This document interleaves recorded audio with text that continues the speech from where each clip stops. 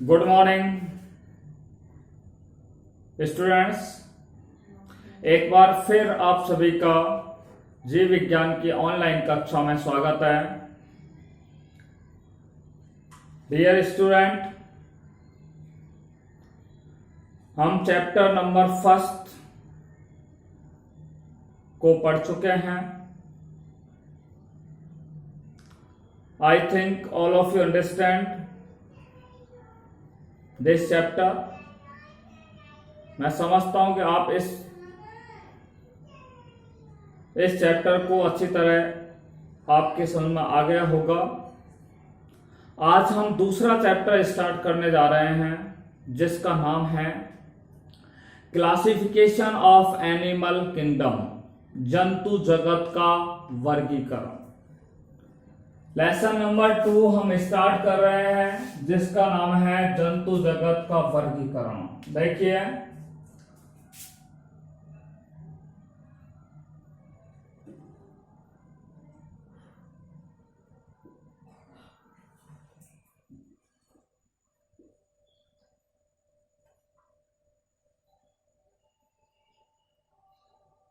Lesson number हमारा second start हो चुका है। ठीक है, क्लासिफिकेशन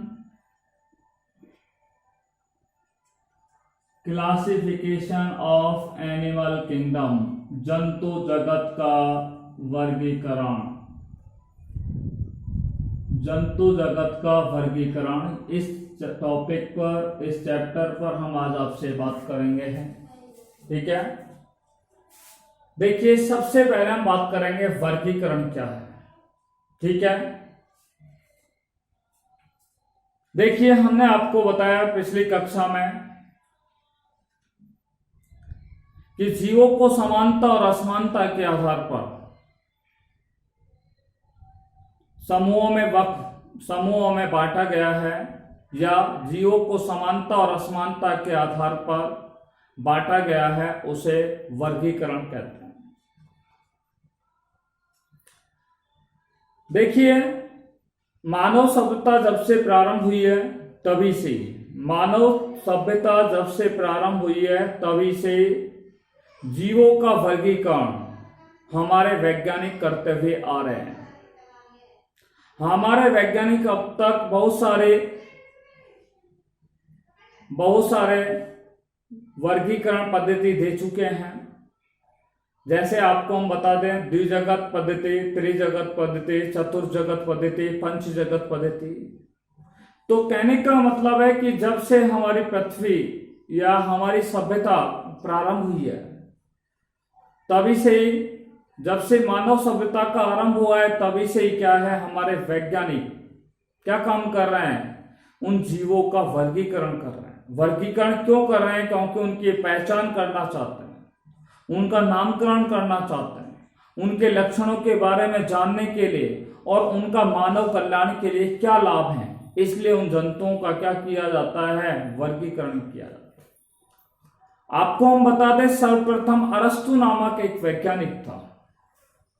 मैंने आपको पहले भी फर्स्ट चैप्टर में बताया था कि अरस्तु को जीव विज्ञान और जंतु विज्ञान का जनक कहा जाता है। अरस्तु is known as a father of biology and zoology. ठीक है, सर्वप्रथम अरस्तु ने भी जीवों का वर्गीकरण करने का प्रयास किया, और उन्होंने जीवों का वर्गीकरण जो किया था वो वैज्ञानिक मापदंडों के अनुसार किया। वैज्ञानिक मापदंडों के आधार पर या वैज्ञानिक मापदंडों के अनुसार उन्होंने क्या किया था, जीवों का वर्गीकरण किया था। ठीक है, देखिए, मैं आपको बता दूं, अरस्तु ने जीवों का वर्गीकरण किस आधार पर किया था? वैज्ञानिक मापदंडों के आधार पर जीवों का वर्गीकरण किया। इन्होंने सर्वप्रथम पादपों को आकारिकी लक्षणों के आधार पर, किसके आधार पर? इन्होंने पादपों को, अरस्तु ने सर्वप्रथम पादपों को किसके आधार पर? आकारिकी लक्षणों के आधार पर, आकारिकी लक्षणों के आधार पर। ठीक है, आकार के लक्षणों के आधार पर पादपों को कितने भागों में बांटा है? 3 भागों में बांटा है। ठीक है, अरस्तु ने पादपों को आकार के लक्षणों के आधार पर कितने भागों में बांटा है? 3 भागों में बांटा है। नंबर 1 शाकीय पौधे होते हैं। ठीक है, दूसरे जो पादप होते हैं उन्हें झाड़ी, और तीसरे प्रकार के जो पादप होते हैं जो बहुत ही विशालकाय होते हैं उन्हें कहते हैं वृक्ष। सर्प और वृक्ष को क्या बोलते हैं? ट्रीज के नाम से जानते हैं। तो अरस्तु ने पादपों को आकार के लक्षणों के आधार पर शाक, झाड़ी और वृक्ष के अंदर क्या है? बांटा है। उसके पश्चात अरस्तु नामक वैज्ञानिक ने ही जंतुओं को लाल रक्त की उपस्थिति, ठीक है, इन्होंने जंतुओं का भी क्या किया है? वर्गीकरण किया है। जंतुओं का भी क्या किया है? इन्होंने वर्गीकरण किया है। और इन्होंने जंतुओं के लाल रंग, ठीक है, जंतुओं का जो लाल रंग का रक्त होता है या जंतुओं के लाल रक्त की उपस्थिति और अनुपस्थिति के आधार पर जंतुओं को लाल रक्त की उपस्थिति और अनुपस्थिति के आधार पर जंतुओं को कितने भागों में बांटा है? 2 भागों में बांटा है। किसके आधार पर बांटा है? लाल रक्त की उपस्थिति के आधार पर और अनुपस्थिति के आधार पर इन्होंने जंतुओं को 2 भागों में बांटा है। देखिए, पहला है एनेइमा, ठीक है, और दूसरा है इनेइमा।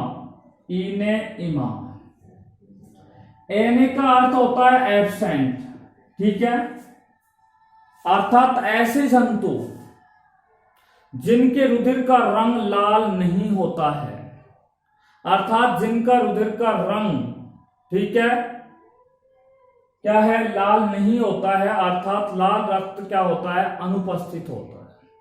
ठीक है, ऐसे जंतु जिनके रुधिर का रंग लाल नहीं होता है उन्हें क्या कहते हैं? एनीमिया। जैसे आर्थ्रोपोडा है, ठीक है, मोलस्का वर्ग के जंतु होते हैं, इंसेक्टा वर्ग के जंतु होते हैं। ठीक है, इनेइमा का अर्थ होता है कि ऐसे जंतु जिनके रुधिर का रंग कैसा होता है? लाल होता है।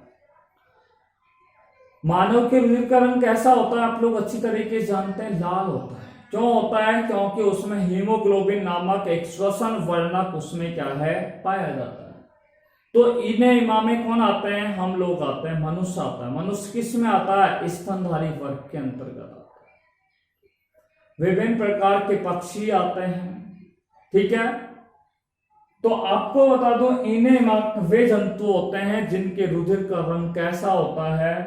लाल होता है, उसे इनेइमा। और वे जंतु जिनके रुधिर का रंग लाल नहीं होता है उन्हें क्या कहा जाता है? एनेइमा कहा जाता है। देखिए, ये तो हमने केवल अरस्तु के वर्गीकरण के बारे में आपसे बात की है। जीवों के वर्गीकरण की कई पद्धतियां प्रचलित है, आप लोग अच्छी तरीके से जानते हैं। जीवों के वर्गीकरण की कई पद्धतियां जो है वो प्रचलित है, लेकिन इनमें से, ठीक है, केवल 2 वर्गीकरण पद्धतियां जो हैं, केवल 2 वर्गीकरण जो पद्धतियां हैं, उन 2 वर्गीकरण पद्धतियों को हमारे वैज्ञानिकों के द्वारा व्यापक रूप से उन्हें क्या किया है? उन्होंने स्वीकार किया है। केवल 2 वर्गीकरण की पद्धति को ही हमारे वैज्ञानिकों ने मान्यता प्रदान की है। ठीक है, अब वो कौन सी वर्गीकरण की पद्धतियां हैं? 2, ठीक है, तो वर्गीकरण की बहुत सारी पद्धतियां हैं, परंतु वर्गीकरण की ये 2 पद्धतियां हैं, वो सर्वाधिक रूप से क्या है? हमारे वैज्ञानिकों ने क्या है? ज्यादातर वैज्ञानिकों ने उन्हें मान्यता प्रदान की है। पहली है जिसको बोलते हैं द्विजगत वर्गीकरण पद्धति। द्विजगत वर्गीकरण पद्धति, ठीक है, और दूसरी है 5 जगत वर्गीकरण पद्धति। वर्गीकरण पद्धति, द्विजगत वर्गीकरण पद्धति को हम बोलते हैं, ध्यान से सुनना, द्विजगत वर्गीकरण जो पद्धति होती है इसको कहा जाता है two kingdom classification system. Two kingdom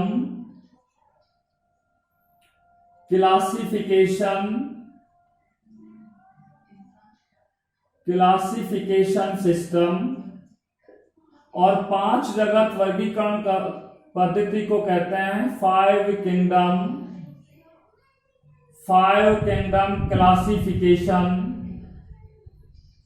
classification system.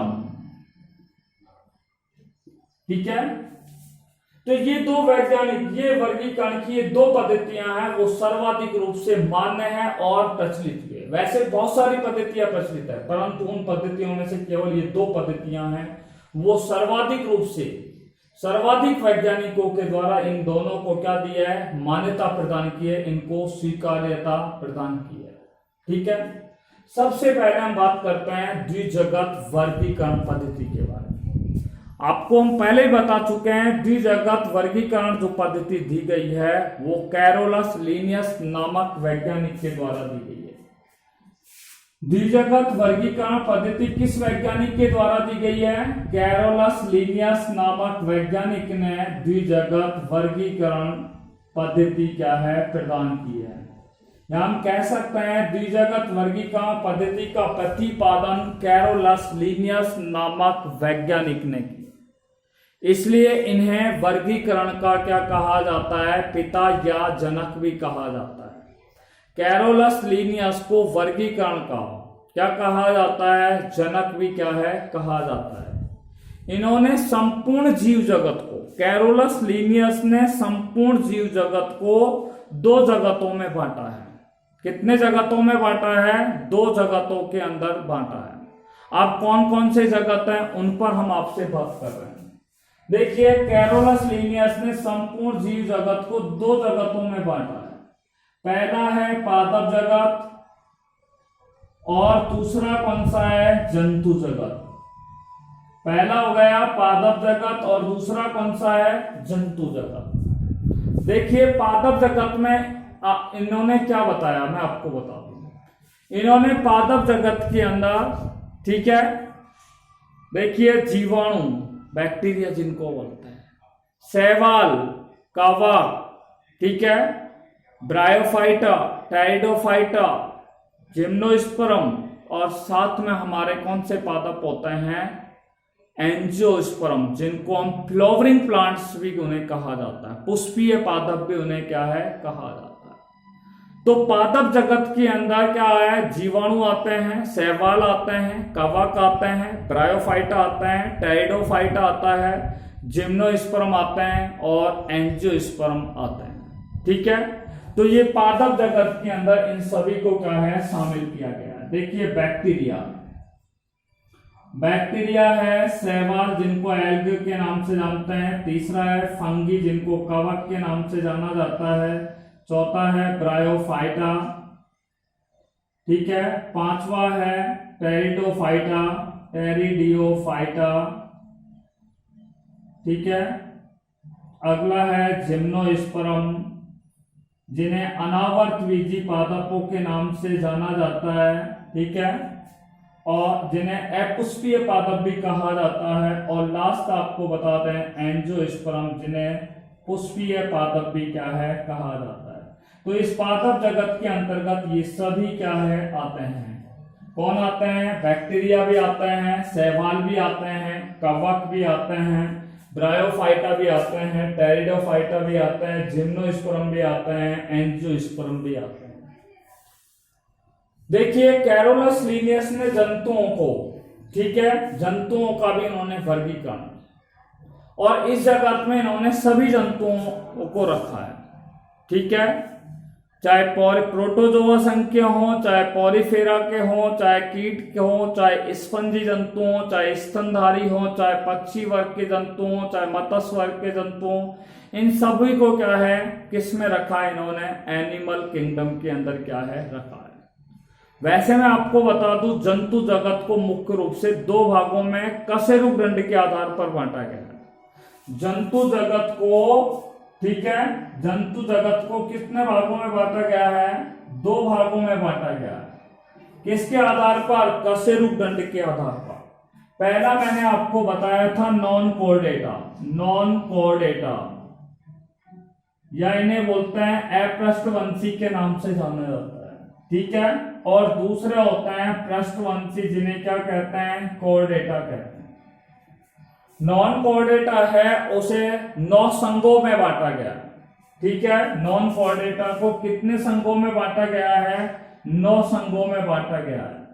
मैं आपको बता दूं वो कौन कौन से संघ हैं जो आप लेसन नंबर 4 में पढ़ेंगे। इन सभी के बारे में डिटेल से हम अध्ययन करेंगे लेसन नंबर 4 में, ठीक है। देखिए उनका नाम का मैं एक सूत्र बता रहा हूं, प्रियंका चोपड़ा का, ठीक है। पीए आ मेरे पास। पी का अर्थ होता है प्रोटोजोआ। प्रियंका चोपड़ा का पी है आ मेरे पास, पी फॉर प्रोटोजोआ। क्योंकि इनको हम क्यों एक सूत्र के माध्यम से बता रहे हैं? क्योंकि कई बार आपको इनका क्रम से नाम पूछ लिया जाता है। कई कॉम्पिटिटिव एग्जाम में, कई प्रतियोगी परीक्षाओं में इनका नाम कैसे पूछ लिया जाता है? क्रमबद्ध तरीके से पूछ लिया जाता है। तो वहां पर हमें ये सूत्र क्या है? अच्छी तरीके से काम में आते हैं। पी फोर प्रोटोजोआ और दूसरा पी फोर होता है पोरिफेरा, पोरिफेरा। फिर उसके बाद आता है सीलेंट्रेटा, उसके बाद आता है प्लेटीहेल्मिन्थेस, प्लेटीहेल्मिन्थेस, एस्केहेल्मिन्थेस, हेल्मिन्थेस। उसके बाद आता है एनिलिडा, आर्थ्रोपोडा, मोलस्का और इकाइनोडर्मेटा, इकाइनोडर्मेटा, ठीक है। तो ये आप क्या है? नॉन कोर्डेटा के, नॉन कोर्डेटा को कितने संघों में बांटा गया है? इन संघों में बांटा गया है। कोर्डेटा को 5 किसमें बांटा गया है? वर्गों के अंदर बांटा गया है, ठीक है। 5 वर्ग कौन से हैं? इनका सूत्र मैं आपको नहीं बताऊंगा, पर शॉर्टली आप याद रखना, MARAP, ठीक है। एम का अर्थ होता है मैमेलिया, जिनको बोलते हैं स्तनधारी। ए फॉर एबीज, जिनको बोलता है पक्षी वर्ग। R फॉर होता है रेप्टिलिया, जो रेंगने वाले होते हैं, जिन्हें सरीसृप के नाम से जाना जाता है। ए फॉर एम्फीबिया, जो जल और स्थल दोनों में पाए जाते हैं, जिन्हें उभयचर के नाम से जाना जाता है। P फॉर होता है पिसीज। तो ये कोर्डेटा के अंतर्गत आते हैं। फिलहाल आपको इतना याद रखना है कि द्विजगत वर्गीकरण पद्धति कैरोलस लीनियस के द्वारा दी, और कैरोलस लीनियस को वर्गीकरण का पिता या जनक कहा जाता है, ठीक है। कैरोलस लीनियस ने संपूर्ण जीव जगत को 2 जगतों में बांटा है। एक है पादप जगत, दूसरा है जंतु जगत। पादप जगत के अंतर्गत ये सभी आते हैं, और जंतु जगत के अंतर्गत ये सभी जंतु क्या है? सभी संघ और वर्ग के जंतु क्या है? आते हैं। देखिए इसके बाद हम आपसे बात करने जा रहे हैं 5 जगत वर्गीकरण पद्धति। देखिए इनके बारे में हम डिटेल से जो अध्ययन करेंगे, ठीक है। कोर्डेटा और नॉन कोर्डेटा। कोर्डेटा को 5 यानी कि वर्गों में बांटा गया है, 5 क्लासेज में बांटा गया है, और इनका अध्ययन हम लेसन नंबर 4 में करेंगे, ठीक है। इसलिए अब हम इन पर बात नहीं कर रहे हैं। देखिए अब सबसे पहले हम जो बात करने जा रहे हैं वो है 5 जगत वर्गीकरण पद्धति। देखिए 5 जगत वर्गीकरण पद्धति पर आपसे बात करने जा रहे हैं।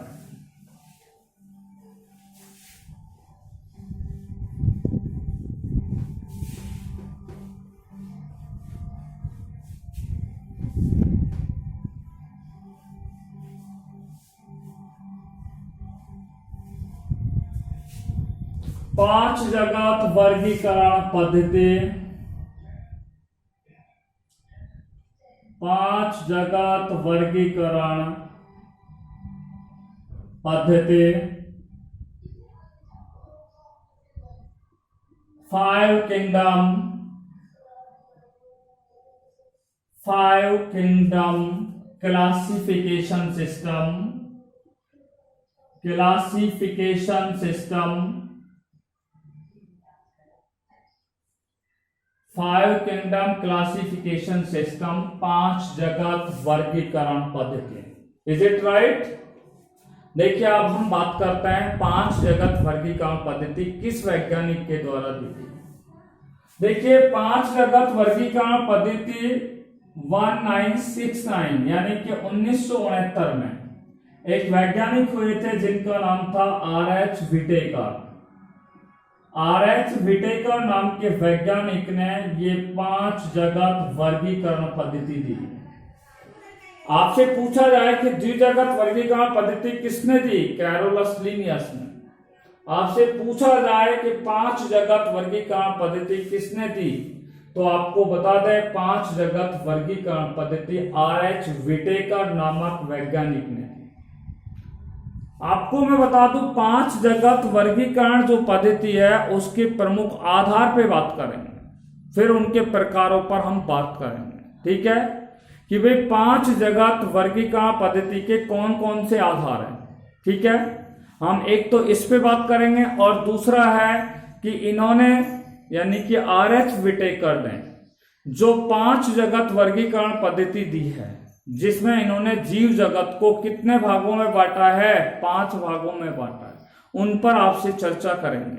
सबसे पहले आप सुनिए कि R.H. विटेकर नामक वैज्ञानिक ने जीव जगत को 5 जगतों में क्या है? बांटा है। R.H. विटेकर ने जीव जगत को कितने जगतों में बांटा है? 5 जगत में बांटा है।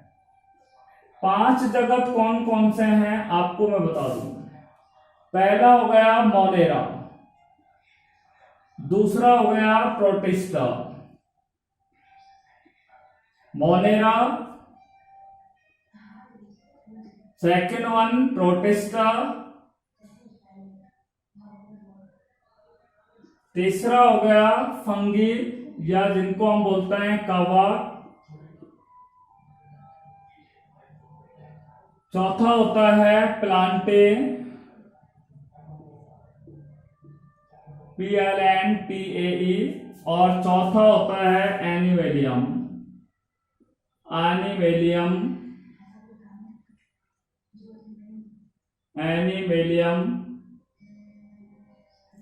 ठीक है, या एनिमेलिया भी लिख सकते हैं आप।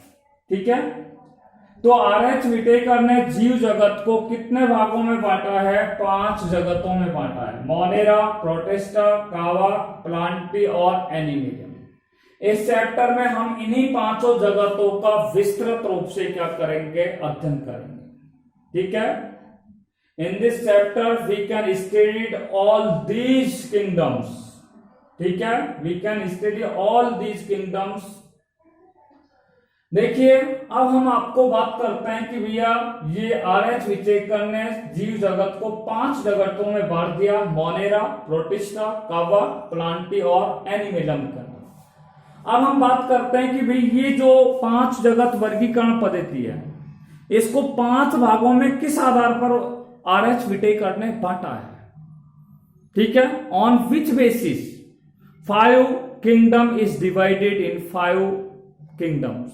ठीक है, या एनी और living organism is divided in 5 kingdoms. इसलिए 5 जगत वर्गीकरण के प्रमुख आधार पर आपसे बात करने जा रहे हैं। 5 जगत वर्गीकरण के आधार, 5 जगत वर्गीकरण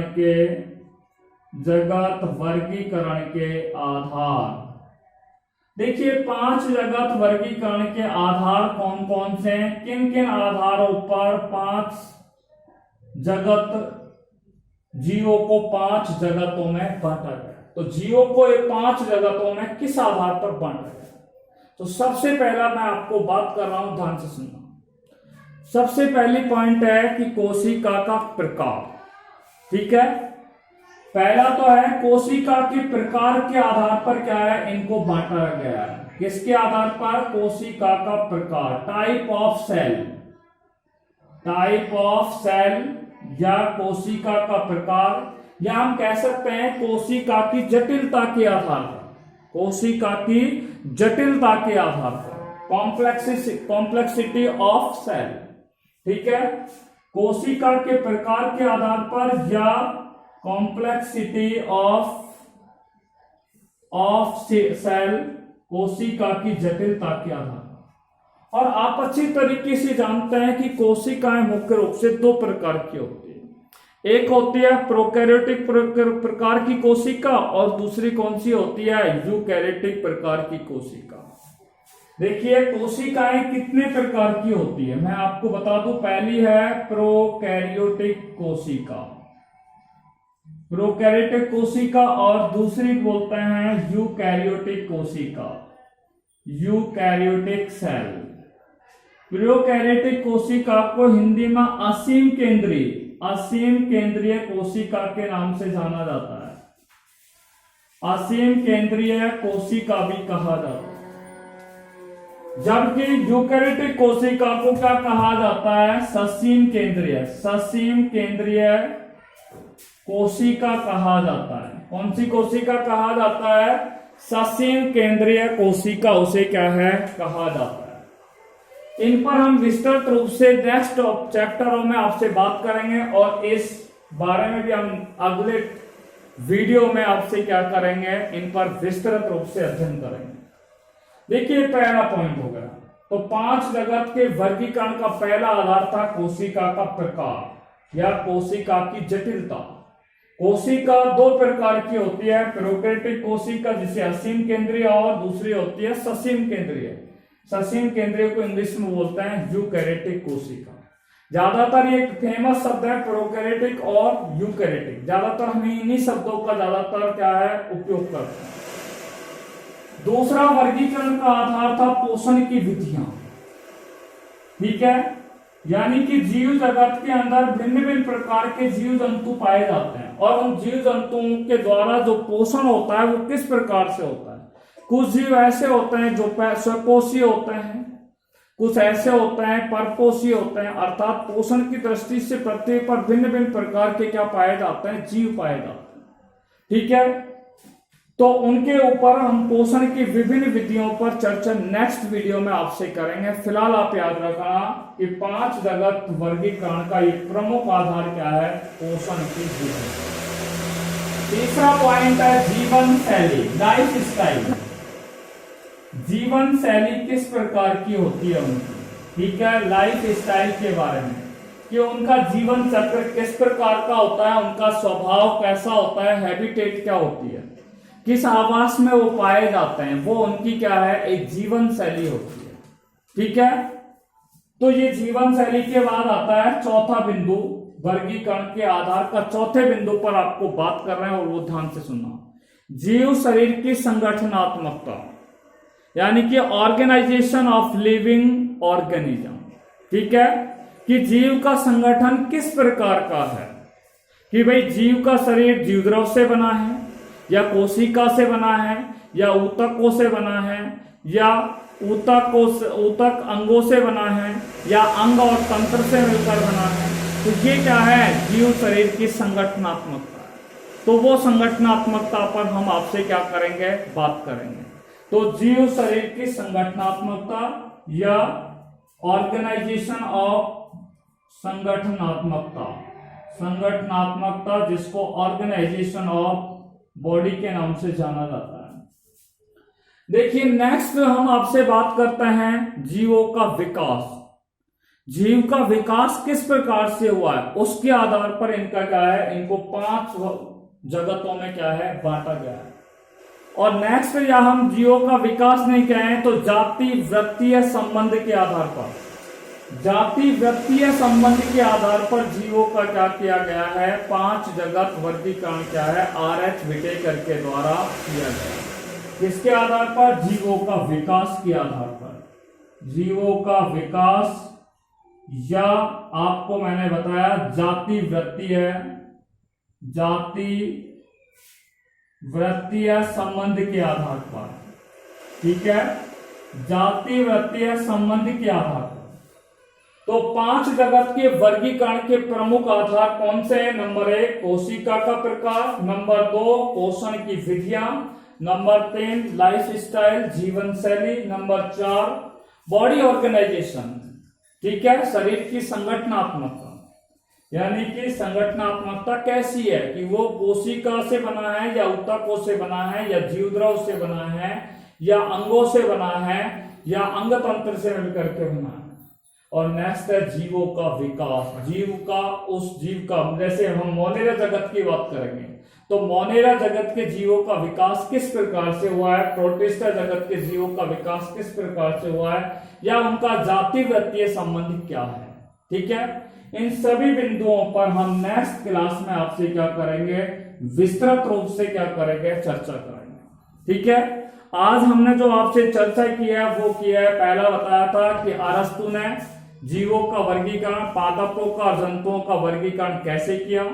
उसके बाद हमने बताया कि भैया जीवों के वर्गीकरण की कई पद्धतियां प्रचलित हैं, जिनमें से दो पद्धतियां जो होती हैं, उन दो पद्धतियों को हमारे सर्वाधिक रूप से वैज्ञानिक जो हैं वो उनको मान्यता प्रदान करते हैं और उन्हें व्यापक रूप से, ठीक है, हमारे वैज्ञानिक उसे क्या कर चुके हैं, स्वीकार कर चुके हैं। जिनमें एक हमने बताई थी द्विजगत वर्गीकरण पद्धति और दूसरी हमने आपको बताई थी 5 जगत वर्गीकरण पद्धति। ठीक है, द्विजगत वर्गीकरण पद्धति में मैंने आपको बताया कि ये पद्धति कैरोलस लिनियस के द्वारा दी गई, जिन्हें वर्गीकरण का जनक या पिता भी कहा जाता है। इन्होंने संपूर्ण जीव जगत को, ठीक है, 2 भागों में बांटा है, पादप जगत और जंतु जगत।